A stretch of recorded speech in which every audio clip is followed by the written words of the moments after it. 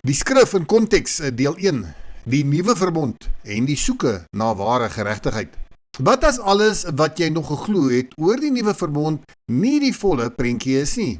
Wat as die skrif self 'n dieper waarheid openbaar, een wat verlore geraak het deur tyd, tradisie en misverstand? Hierdie studie gaan jou uitdaag. Ja, dit mag vir party lank voel, maar die waarheid van die skrif word nie in oppervlakkigheid gevind nie. Dit word ontdek wanneer ons bereid is om dieper te delf en alles in konteks te sien. Vandag breek ons 'n paar kragtige vrae oop. Het Jahwe ooit verander? Is sy wet en sy feeste werklik vervul of verkeerd verstaan? Is die sogenaamde nuwe verbond reeds ten volle in werking of wag ons nog op die vervulling daarvan? Ons gaan ook kyk of Petrus varkvleis geëet het nadat hy sy visioen in Handelinge 10 gesien het. Of wat was die uitleg van die visioen sonder enige kerklike suurdeeg? En ons gaan ook sien of die Samaritaanse vrou in Johannes 4 werklike heiden van 'n ander volk was, of nie. Alles met skriftuurlike bewyse. Ons gaan nie net opinies deel nie. Ons gaan die skrif self laat praat en wat die profete sê oor ons tyd en die eindtyd waarin ons leef. As jy werklik honger is vir die waarheid, as jy jou Skepper beter wil ken, en as jy wil onderskeid tref tussen die waarheid en die misleiding. Maak tyd, kyk die reeks. Hierdie kan jou hele perspektief verander. Nou baie mense begin die Bybel te bestudeer en dan sien hulle 'n gedeelte in die skrif en hulle bou 'n hele siening daaroor. Maar hulle trek nie die hele skrif in berekening om hulle siening te bevestig nie. Ek kry gereeld mense wat my nader en sê, ons is nou onder die nuwe verbond. Die wet en die feeste is nie vandag op ons van toepassing nie, want Yeshua het dit vervul en daarmee beteken hulle dat hy dit verander het. Soos ek in die video van my getiteld Soek eers die Koninkryk van Elohim gesê het, dat ek 21 jaar in die polisie was en om 'n saak vas te laat staan, moet jy behoorlike feite kan staaf voor 'n landdros om 'n beskuldigde skuldig te kry. En daar moet 2 en 3 getuienis wees voordat 'n saak van krag kan wees. Dis werk dit nie net so in die skrif nie, maar ook met vandag se regstelsel. Dit is byna onmoontlik om iemand skuldig te kry in die hof as jy die enigste getuie is. En ek kan dit getuig, en ek was 'n voorbeeld van 'n polisieman wat 'n verdagte gevang het met voertuigdiefstal implemente in sy besit, naamlik 'n platgevuilde Allen key. En dit was ongeveer so 3 uur in die oggend. My mede-kollega wat saam met my gewerk het, hy wou nie 'n verklaring afgelê het nie, omdat hy dit as 'n geringe saak beskou het, en hy het gevoel, dit is nie die moeite werd om op sy rusdag tyd in die hof te gaan mors nie. Ek het dit anders gesien. As ek die verdagte sou laat gaan, kon hy dalk nog daar dieselfde nag iemand anders se motor gesteel het. Daarom wou ek hom van die straat af kry om dit te verhoed. My verklaring moes volledig gewees het. Ek het hierdie verdagte gevra, wat maak hy om 3 uur in die Mayfair area? En hy het vir my gesê dat hy op pad werk toe was. Sy werk was glo nader aan Johannesburg se middestad, maar hy het in 'n westelike rigting geloop en nie in 'n oostelike rigting nie. Hy het met die trein gery en glo by Grosvenorstasie afgeklim, maar Mayfairstasie is nader aan sy werk. Die treine ry ook nie meer na 10 die aand en 3 uur die oggende nie. En dit is al hierdie feite wat ek in die hof gegee het. En die verdagte het dit nie ontken of my beskuldig dat ek daaroor lieg nie. Nou sy grootste fout was toe hy dit opgebring het dat ek nou nog 'n man gekry het daardie tyd van die oggend met 'n musiektyp in sy sak. Dit is nie onwettig om 'n musiektyp in sy sak te hê nie, maar ek het vermoed dat hy moontlik 'n karradio kon steel en het die radio weggegooi. Dus het ek mooi probeer kyk in die area waar ek hom gekry het of daar nie dalk 'n radio ergens gelê het nie, maar ek kon niks kry nie en ek moes toe hom laat gaan het. Nou die landdros het die feite in ag geneem dat hy in 'n verkeerde rigting beweeg het, dat treine nie daardie tyd ry nie ensovoorts. En het ook met sy laaste woorde gesê, ek sien dit hoogs onwaarskynlik dat iemand wat 'n musiektyp in sy besit nie gearresteer was nie. Maar jy wat sê jy het niks in jou besit gehad nie, jy alleen was gearresteer gewees. Hoekom sal Sergeant Gericke jou dan vir niks gearresteer het nie? En jy het dit ook nie ontken dat jy in 'n westelike rigting verder van jou werk afgeloop het en by 'n stasie verder van jou werk afgeklim het nie. En dat die treine nie eers daardie tyd van die dag gery het nie. En sodoende het hy ook nie eens 'n verduideliking daarvoor gegee nie. Nou die landdros het hom toe skuldig bevind en 6 maande gevangenisstraf opgelê. En so het ek dit reg gekry om met konkrete feite die saak voor die hof te lê en ek as enigste getuie. Nou, hoekom het ek hierdie verhaal met u gedeel? Omdat dit noodsaaklik is om, soos in 'n hofsaak, feite behoorlik voor te lê. Net so geld dit vir ons volk vandag. Dit gaan nie oor persoonlike opinies of eie interpretasies nie, maar oor vaste en skriftuurlike bewyse wat 'n saak dra en krag gee. Vir die van julle wat my studiestukke volg, sal weet dat ek doelbewus baie skrifverwysings insluit. Nie om dit langer te maak nie, maar om die waarheid stewiger te fundeer in die woord. 'n Broer in die geloof het een keer vir my gesê, ek moet minder skrif aanhaal, dan sal my plasings korter wees. Maar eerlikwaar, ek kan nie. Dit is hoe ek geleer is om, soos in die polisie, 'n saak te bou met duidelike, onweerlegbare bewyse.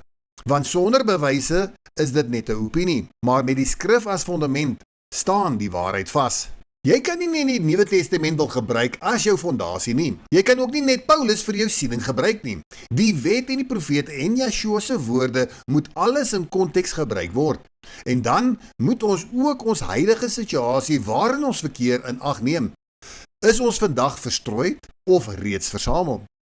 As ons verstrooid is, moet ons gaan kyk na profesie wat nog nie vervul is nie en wat ons leidrade gee wat ons moet doen om sodoende die beloofde land of ewige lewe te kan ontvang. Nou hierdie boodskap kan baie lang wees, want daar is baie feite om dit alles in konteks te kan gebruik, om die hele skrif in sy totaliteit te kan verstaan. Dus gaan ek konkrete feite vir u gee, soos ek 'n saak in 'n landros sal staaf, en dit sal nou jou eie keuse wees wat jy met hierdie inligting gaan doen. Gaan dit jou siening staaf en kragtiger maak, of gaan dit jou siening heeltemal afbreek? En as dit jou siening verpletter, gaan jy dit kan erken, nederig word en bely jy was verkeerd en regstel en verder ondersoek? Dit is so belangrik dat ons die waarheid van die leuen moet onderskei. In my vorige video, Soek eers die koninkryk, het ek die feite en leidrade uitgewys om die koning van die koninkryk te vind. Vandag gaan ons kyk na die geregtigheid. En ons heel eerste fondasie moet wees, ons Skepper verander nie. Die skrif wys op verskeie plekke dat Jahwe nie verander nie en dat Yeshua dieselfde bly. Nou hier in Maleagi 3 sien ons duidelik dat Jahwe nie verander nie en ons moet na hom terugkeer. Maar ons weet nie waarna ons moet terugkeer nie en ons vra, waarin moet ons terugkeer? En in Levitikus 23 vers 41 sien ons is Jahwe se feeste, let wel, 'n ewige insetting. Nie 'n tydelike insetting nie, maar toe maar. Nou Maleagi 3 vers 6 tot 7 is 'n direkte, duidelike verklaring dat Jahwe sy natuur, wil en standaarde nie verander nie. Yeshua sê in Matteus 24 vers 11 dat baie valse profete sal opstaan en baie mense mislei. En so sal mense met 'n gedeeltelike ondersoek en kennis van die skrif opstaan en sê Pesach is vervul. Met ander woorde, die fees het opgehou. Ons hoef dit nie meer te vier nie. As ons sê die Pesachfees moet ons nie meer hou nie, dan beteken dit dat Jahwe se karakter verander het. Ewig het nou tydelik geword en Psalm 102 vers 27 sê, maar U is dieselfde en U jare het geen einde nie. Dit wys na ewige konstantheid van Jahwe. Jesaja 46 vers 9 tot 10. Ek is El en daar is geen ander nie, wat van die begin af verkondig die einde, my raad sal bestaan. Wat hy bepaal, bly staan. Hy verander nie sy plan nie, of sy feeste nie. As Jahwe nie verander nie, dan beteken dit ook sy wet verander nie, sy feeste verander nie, sy waarheid verander nie, sy verbond bly staan. Dit moet ons fondasie wees en dit moet reg deur die skrif kan sien tot aan die einde van al die profesies. En kan ons dit bewys met Yeshua se woorde? Yeshua sê, hy het niks van die wet of die profete kom wegvat nie. Nie een jota of een titeltjie van die wet het hy weggevat nie. Nou hier in Matteus 5 vers 17 tot 19 is 'n paar belangrike leidrade. En een wat baie belangrik is, en dit is die vraag wat ons almal moet vra, bestaan die hemel en die aarde nog vandag? Indien wel, dan moet die wet ook nou nog bestaan. Want eers in Openbaring kom daar 'n nuwe hemel en 'n nuwe aarde. Maar ons sal later daarna kyk, hoekom die aarde vernietig gaan word, want soos ek gesê het, moet ons die hele skrif in konteks verstaan.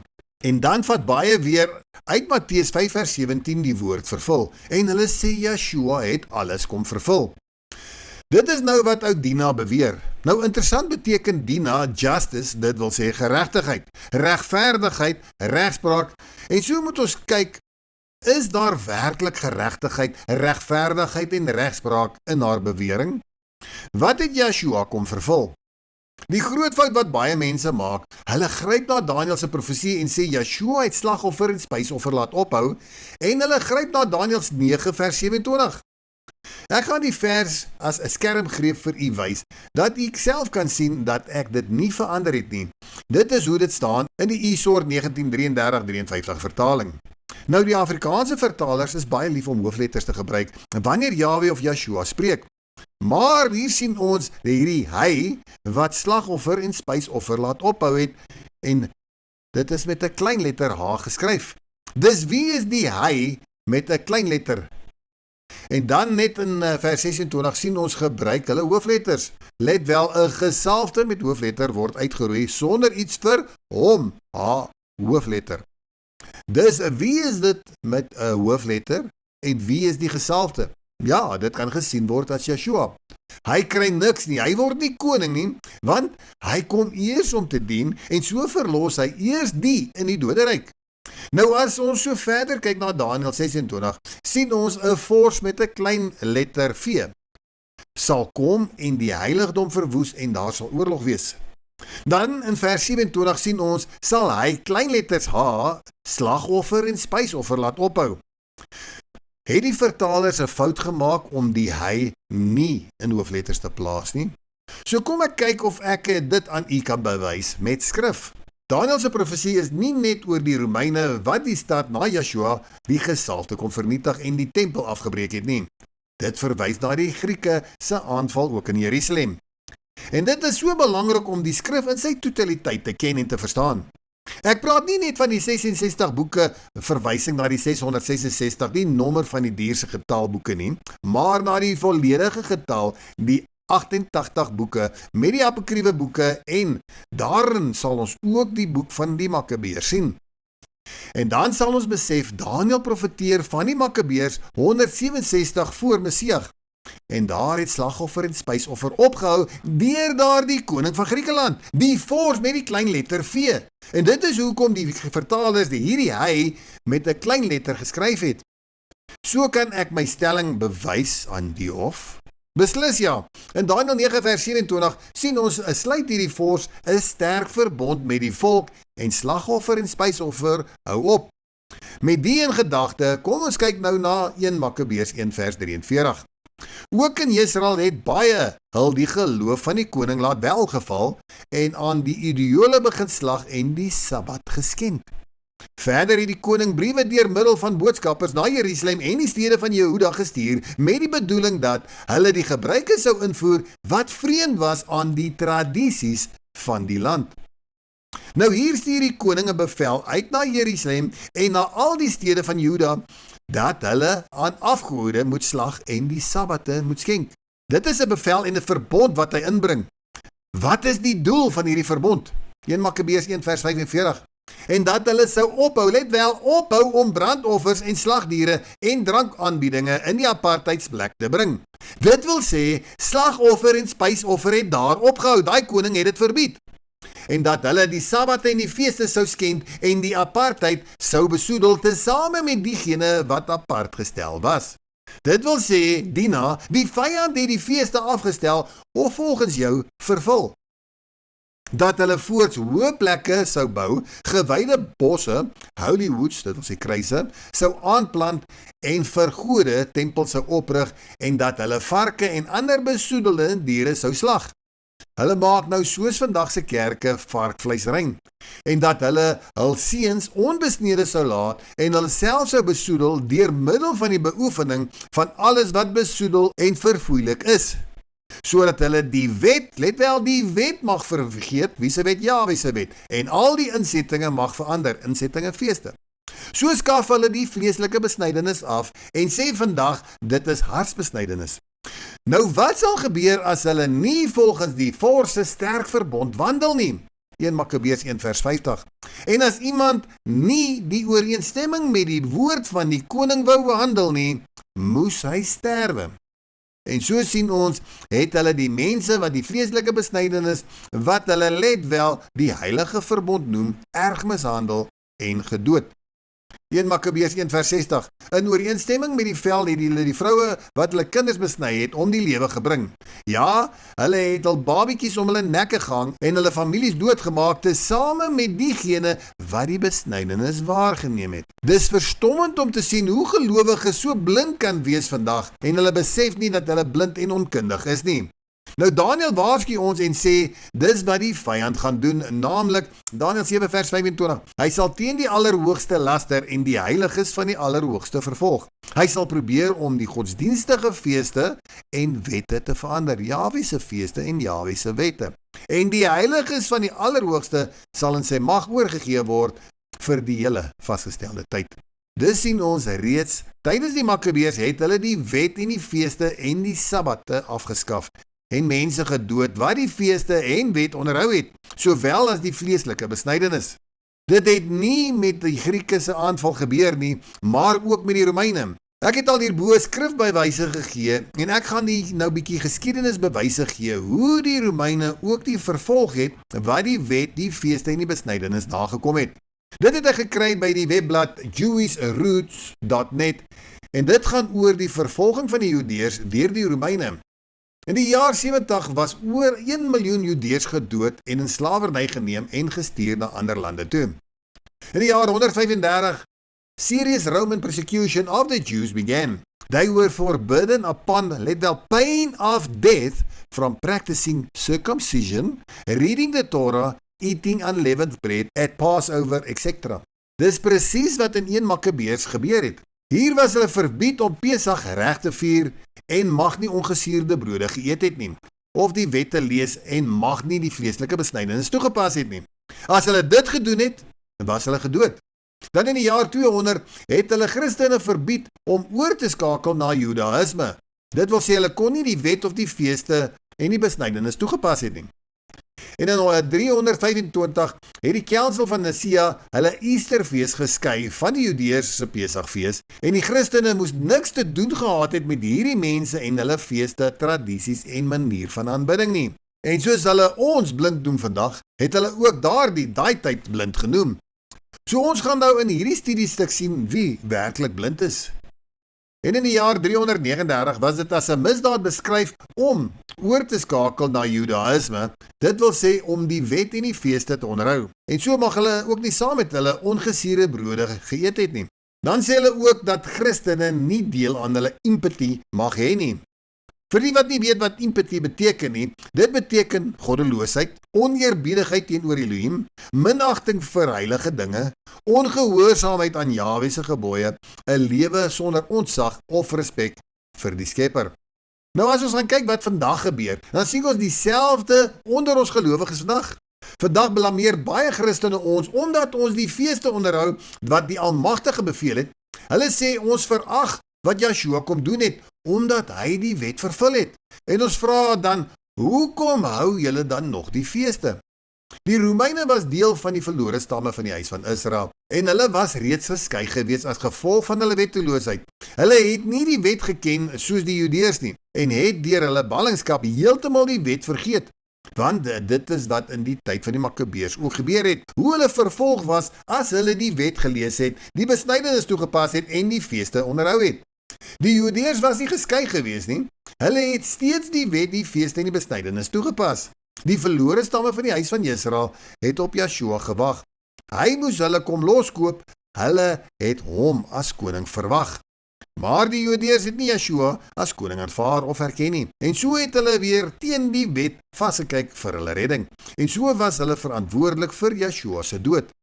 Nou die verlore stamme van die huis van Israel was baie kwaad. En dit is hoekom dat hulle so vervolg en gedood het, want hulle het hulle verantwoordelik gehou vir Joshua se dood. En hulle het dit reg gekry wat die Judeërs gevra het daai tyd, laat sy bloed op ons en ons kinders kom. Nou Joshua gee ons 'n nuwe gebod. En dit is om mekaar lief te hê. Maar dit is nie 'n nuwe gebod nie. Ons het dit van die begin af al gehad. Nou hoekom is dit vir hulle 'n nuwe gebod? Want omdat die verlore stamme van die huis van Israel geskei was, was hulle beskou gewees as diere. En dit is hoekom dat Petrus in 'n visioen gesien het van onrein diere en dat hulle mag slag en eet. En nou trek die kerk Handelinge 10 heeltemal uit konteks uit en hulle sê dat ons varkvleis mag eet vandag deur Petrus se visioen. Maar Petrus het nog nooit iets onreins geëet nie en het geweet Jahwe verander nie. En hy het nie die visioen verstaan nie totdat Kornelius se manne aan die deur geklop het en dat hy saam met hulle moet gaan want die Judeërs hou nie gemeenskap met die heidene nie. En dit is hoekom hierdie Samaritaanse vrou ook verbaas was dat Yeshua met haar in gesprek was. Want dit was verbode gewees onder die Judeërs om met die heidene te praat. En toe, na Yeshua se dood, het hulle dieselfde wette teen hulle ingebring, soos ons dit ook hierbo gesien het. Nou om so gou die skrif in konteks op te som. Hoekom was Yeshua in gesprek met hierdie Samaritaanse vrou? En hoekom was sy disippels verwonder dat hy met hierdie vrou in gesprek was? Want die Judeërs praat nie eers met die heidene of Samaritane nie. En Yeshua sê self in Matteus 10 vers 5 dat hulle nie na die heidene of die Samaritane mag gaan nie, maar hier is hy dan in gesprek met 'n Samaritaanse vrou. Nou die kerk is so lief om Johannes 4 te gebruik en te sê, sien julle, Yeshua het vir al die volke gekom. Hy tref nie onderskeid nie. En hier is hy in gesprek met 'n Samaritaanse vrou. Iets wat verbied was vir die Judeërs. Maar as Yeshua nie verander nie, soos in Hebreërs 13 vers 8, hoe kan hy in een oomblik sê dat hulle nie na die heidene of die Samaritane moet gaan nie, en met hulle gesels nie, maar dan kom hy en dan gesels hy met 'n Samaritaanse vrou. Want ons kyk leidrade mis in die skrif, en ons sien nie hierdie vrou is van die verlore stamme van die huis van Israel nie. Kan ek dit bewys met skrif in konteks? Beslis ja.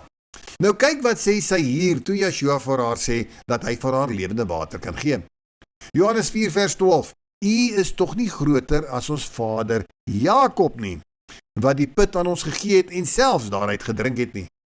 Let wel, haar voorvader was Jakob, dis is hy 'n Israeliet. En is daar dan nog 'n getuie om dit te bevestig? Ja, kom ons kyk na Johannes 4 vers 20. Ons vaders het op hierdie berg aanbid en julle sê dat die plek waar ons behoort te aanbid in Jerusalem is. Net die volk van Israel aanbid in Jerusalem, maar omdat hulle nou geskei is, aanbid hulle op hierdie berg, want hulle verwag die Messias. En toe openbaar Yeshua hom aan haar en baie van die Samaritane wat Israeliete was, het tot bekering gekom daardie dag. Dis het Yeshua nie teen sy eie bevel gegaan nie, en hy verander nie. En dus oortree hy nie sy eie bevel nie. En om dit toe te pas op Petrus se visioen, kom die skrif nou in konteks, want Yeshua het dit ook vir Petrus gesê, om nie na die heidene toe te gaan nie, maar na die verlore stamme van die huis van Israel. Petrus het na die visioen nie 'n vark gaan slag en gaan eet nie, maar hy het die visioen beter verstaan, en hy self sê hierso in Handelinge 10 vers 28 die volgende. Julle weet dat dit ongeoorloof is vir 'n Judeese man om met iemand van 'n ander volk omgang te hê of om hom te besoek.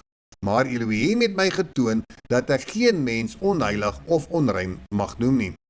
Let wel, die visioen gaan oor om na die verlore stamme van die huis van Israel te gaan, wat as heidene en diere beskou was. En dit is nie 'n nuwe gebod wat hulle moet gehoorsaam nie, maar nou kom hulle en hulle val die Judeërs aan, hulle maak hulle dood, net soos in die dae van Israel opgedeel was, en in twee ryke, naamlik die noordelike en die suidelike ryk, en hulle was gedurig in oorlog betrokke. Dus is dit nie 'n nuwe gebod nie, maar dit is 'n ou gebod, maar steeds haat ons mekaar vandag. Die groot meerderheid van Christene verteenwoordig die heidene. Hulle is steeds aanvallend op die Judeërs wat steeds die wetfeeste en besnydenis onderhou en word steeds vervolg, sleg gesê en beskou dat hulle Yeshua verwerp as hulle die wet en die feeste ensovoorts onderhou.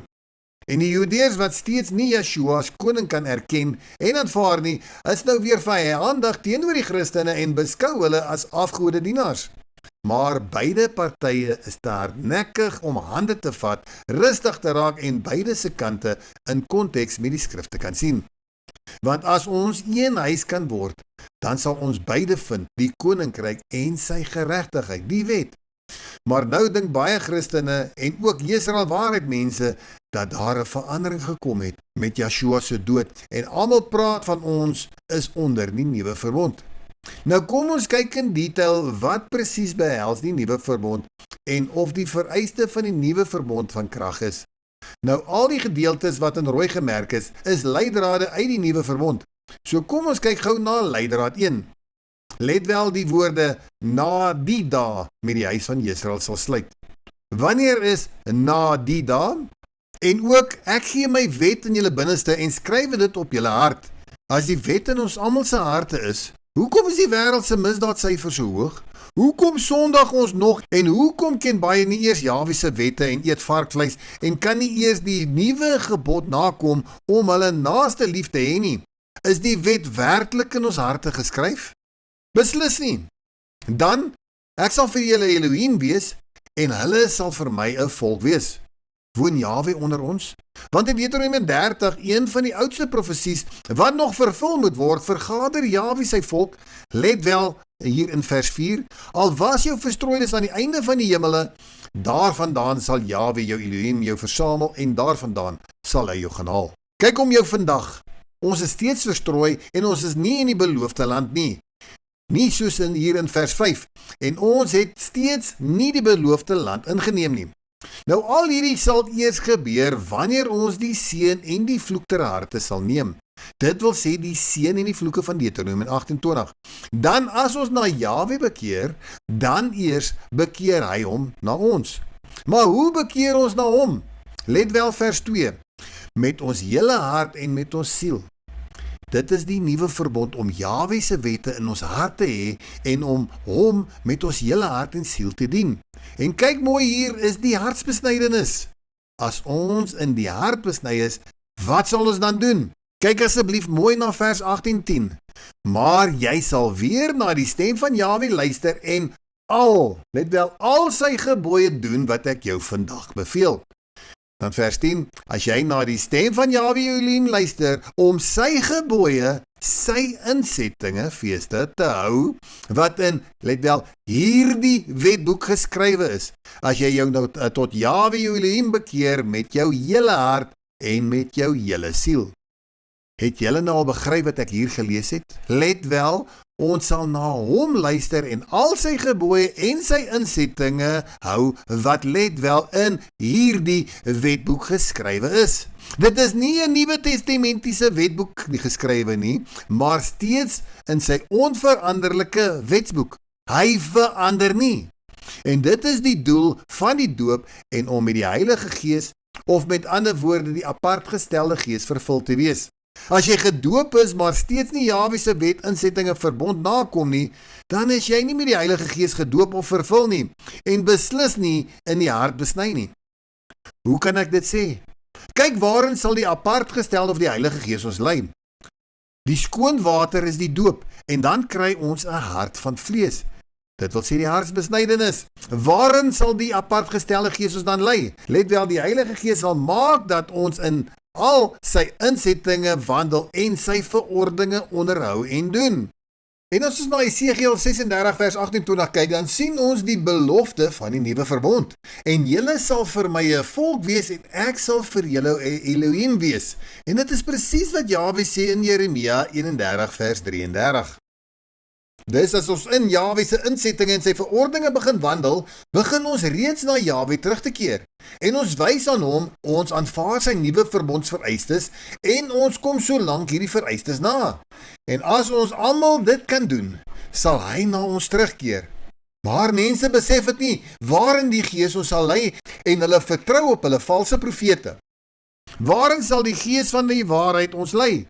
Wat sê Yeshua? Johannes 16 vers 13. Maar wanneer hy gekom het, die Gees van die waarheid, sal hy julle in die hele, let wel, waarheid lei. Nou wat is die waarheid? Johannes 17 vers 17 sê vir ons, u woord is waarheid. Psalm 119 vers 151 sê vir ons, al die gebooie is waarheid. En Psalm 119 vers 142 sê vir ons, u wet is die waarheid. Die probleem was nog nooit die wet gewees nie, maar ons menslike hart wat verhard was, wat nie in Jahwe se wewe wandel nie. Dis is hartsbesnydenis om terug te keer na Jahwe se wet, sodat die vloeke van Deuteronomium 28 nie meer oor ons kom nie.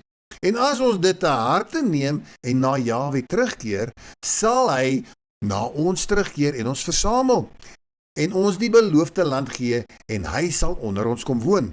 En dan loop Jesegiel 48 en Sagaria 14 mooi saam met die profesie van Deuteronomium 30 en wys wat gebeur as ons almal weer in die land is, dat die land van Israel in 12 verdeel sal word en Jahwe woon onder sy volk.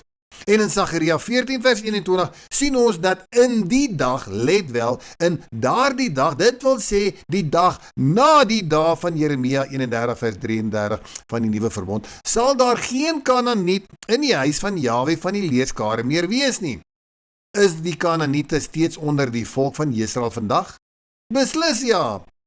En dan vers 34 van die belofte van die nuwe verbond, en hulle sal nie meer elkeen sy naaste en elkeen sy broer leer nie en sê, ken Jahwe nie, want hulle sal my almal ken, klein en groot onder hulle. Wees nou asseblief 100% eerlik met jouself. Ken ons almal werklik Jahwe? Hoeveel mense beklei nie net en stry oor sy naam nie? Is ons onder die wet? Moet ons nog sy feeste hou en hoe? Ensovoorts. Ken almal klein en groot vandag werklik vir Jahwe? Beslis nie. Nou hoe sal dit op die aarde wees as die wêreld vol van die kennis van Jahwe is? Watter voorbeeld is daar as ons die skrif in konteks moet neem? As ons kyk na Jesaja 11 vers 4, sien ons kom die oordeel en Jahwe sal die goddeloses doodmaak. Dit wil sê, dit is na die dag van oordeel, wanneer die goddelose uitgeroei word. Vandag is die wêreld goddeloos, ken beslis nie Jahwe nie. Wat is dit om goddeloos te wees in konteks met die skrif? Nou Daniel sê die volk was goddeloos, want let wel, want hulle het van Jahwe se gebooie en sy verordeninge afgewyk. Dis verbreeking van sy bevele is goddeloosheid. Die buitebybelse boek van Henog begin by vers 1 en hy sê, wanneer die besoedelde en let wel die wettelose verwyder sal word. Die goddeloses word verwyder. Nou kyk, wat sê Yeshua self?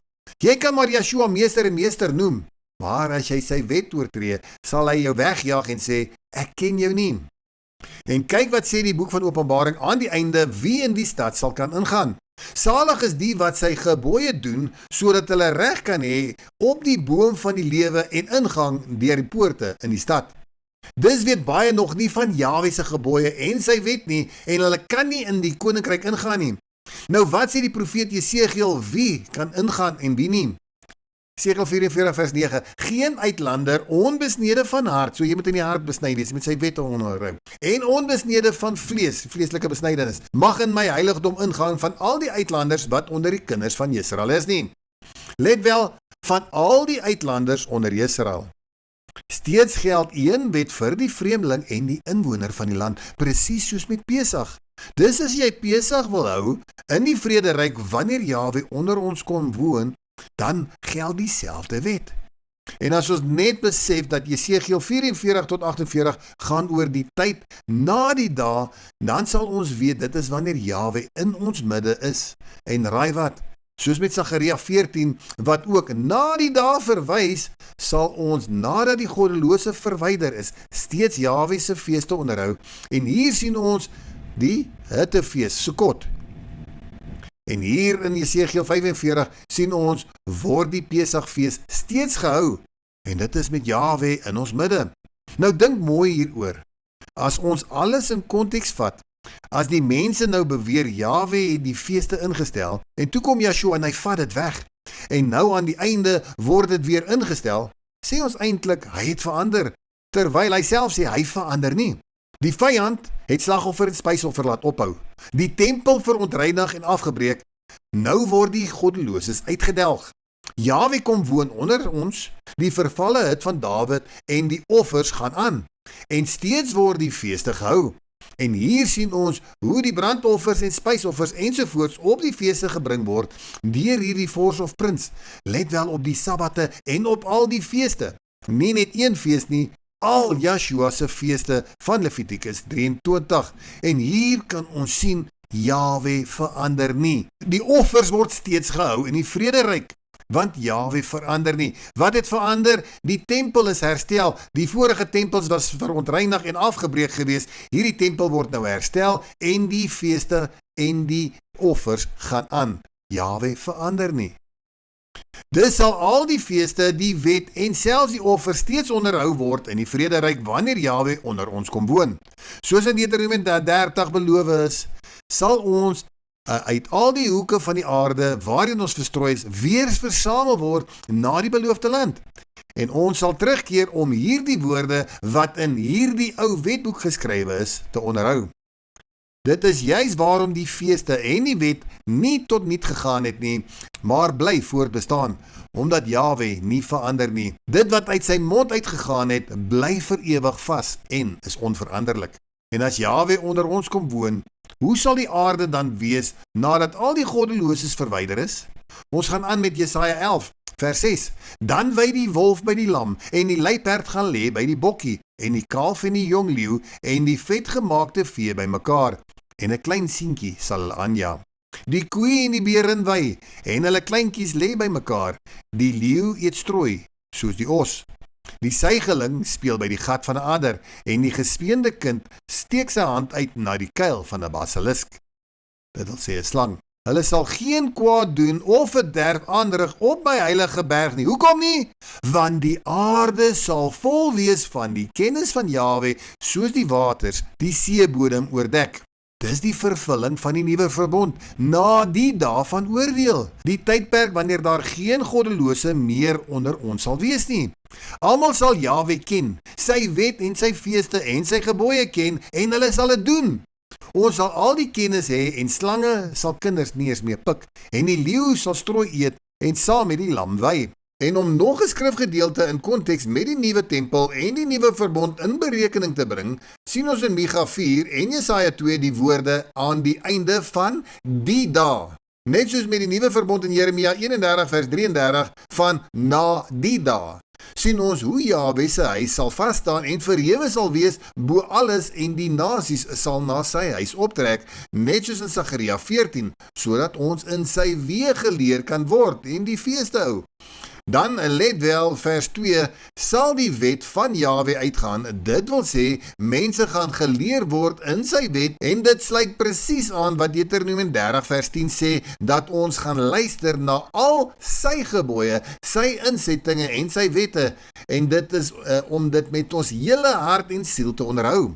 Want dit is die hartsbesnydenis, die wette wat hy op ons hart sal plaas, en ons sal dit doen. En dan as ons kyk na Micha 4 vers 3, gaan die mense kennis hê van Jahwe, en hulle gaan hulle wapens, hulle swaarde en spiese, omskep in pikke en snoeimesse.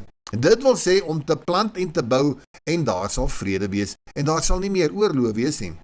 Dis sal die nuwe verbond ten volle in werking wees, let wel, na die dae. As jy steeds sê, ons is vandag onder die nuwe verbond, dan kom ons stel jou op die proef. Stap met strooi in 'n leeuhok in.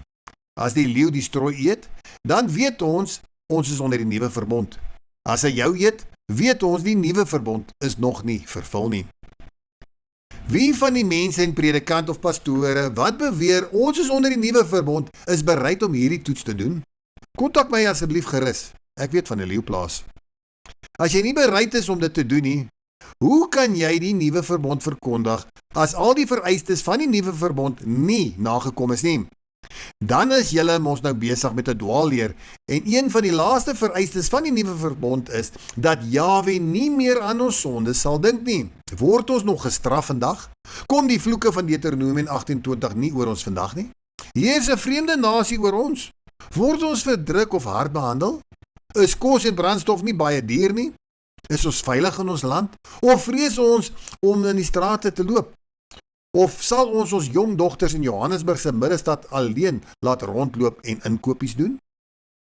Ons moet alles in konteks neem en kyk wat ook om ons aangaan. Dan sal ons ook die skrif ook beter kan verstaan. Dus is dit nie Jahwe wat sy feeste, sy offers en wet weggevat het nie, maar die vyand wat die volk aangeval het en die goddelose gebruike ingebring het, en ons as volk het hulle gebruike aangeleer en deel van ons lewe gemaak, en sodoende ons afgekeer van Jahwe, sy wet, sy insettinge, sy feeste en sy verbonde. Hierdie bose en wettelose konings van die wêreld, wie se wettelose gebruike ons aangeleer het en ons hart verhard het teen Jahwe se wet. En dit is hoekom dit Jahwe dit toegelaat het. Hy Hy beproef ons of ons werklik hom liefhet met ons hele hart en siel. Hy bring 'n dwaase nasie oor ons, dit wil sê 'n volk wat nie die wet ken nie, en sodoende terg hy ons deur hulle. Wat gaan ons maak? Gaan ons vashou aan hom en sterk staan soos diegene in die Makabeërs wat nie hulle knie voorbaal hierdie wêreld mag gebuig het nie? Wat steeds geweier het om nie varkvleis te eet en wat steeds die heilige verbond, die besnydenis nagekom het? Of gaan ons saam met die wêreld se heidene nasies een word? Dit is jou keuse. Dus kan ons sien dat die wet steeds vasstaan vandag.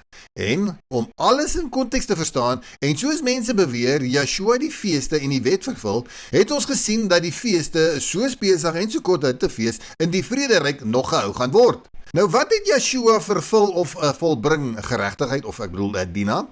Handelinge 13 vers 29. En toe hulle alles volbring het wat oor hom geskrywe is, het hulle hom van die kruishout afgehaal en in 'n graf neergelê. Let wel, die wet en die profete wat van Yeshua geprofeteer het, was vervul. Dis hoekom daar nog feeste in die vrederyk gehou sal word, en dat die wet uit Jerusalem sal uitgaan en mense sal nie meer mekaar sal wil doodmaak nie, want na die dae sal almal Jahwe ken, klein en groot, want die wet sal ons ken en dit sal op ons harte wees en die vloeke sal nie meer oor ons kom nie. Dus sal Jahwe nie meer aan ons sondes meer dink nie. Ons gaan in deel 2 aan en ons gaan in konteks kyk hoe die goddeloses uitgedelg gaan word. En ons gaan ook kyk na die heilige verbond of die heilige verbond net tydelik was. Kom ons leer die skrif in konteks. Staan ten minste 1 uur per dag af aan Bybelstudie. Sny tyd van jou slaap af en staan 1 uur vroeër op sodat jy die skrif heeltemal deur kan lees. En as jy dit deurgelees het, begin weer oor en weer oor. Of kry ook vir jou die klankbybel en luister heeldag na die woord. As jy nie die klankbybel reeds het nie, kontak my gerus daarvoor en ek sal jy skakel stuur. Mag jy 'n geseënde dag hê. Shalom. Na die dag, na die oordeel, wanneer die adem stil word voor die aangesig.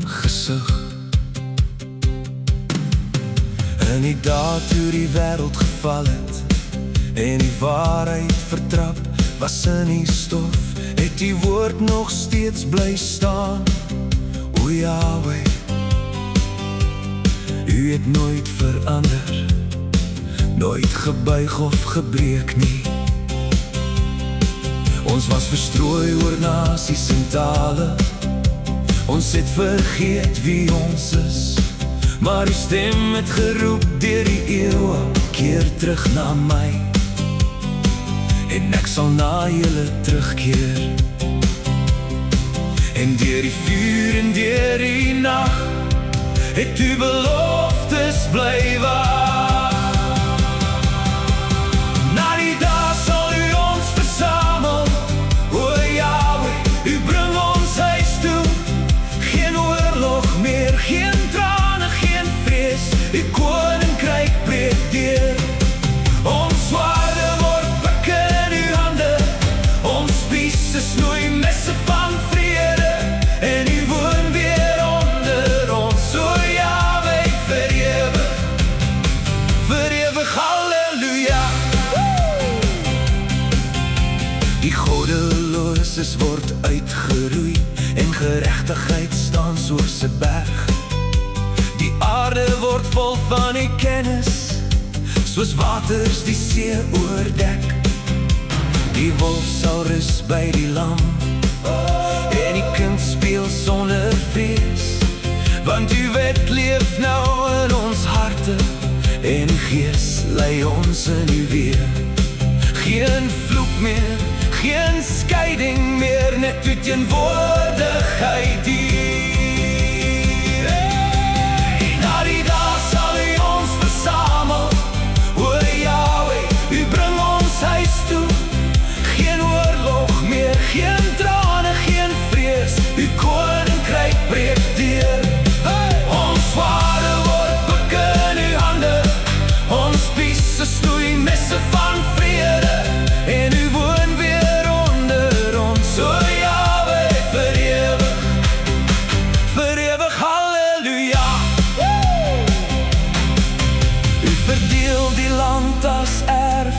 besetting, 12 stamme, een volk, een naam. Van noord tot suid roep elke poortij, Yahweh is hier, Yahweh is hier. Geen vreemdeling sal ons meer oorheers nie, geen vyand sal weer opstaan nie. Ons sal veilig woon in u skadu, en u sal ons Elohim wees, en ons sal u ken, almal, van die kleinste tot die grootste. Na die dag sal u ons versamel, o Yahweh, u bring ons huis toe. Geen oorlog meer, geen trane, geen vrees, u koninkryk breek deur. Ons swaarde word pikke in uw hande, ons spiese snoei messe van vrede, en u woon weer onder ons, o Yahweh, vir ewig, halleluja.